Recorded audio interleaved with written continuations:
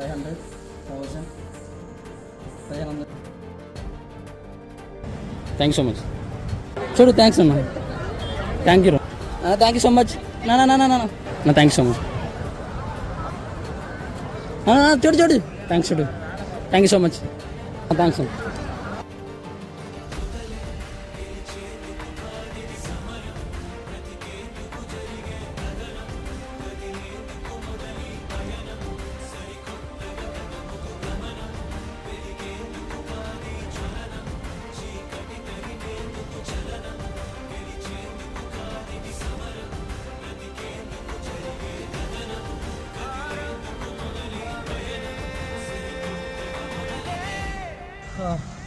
Bro evening 5 o'clock వచ్చా bro.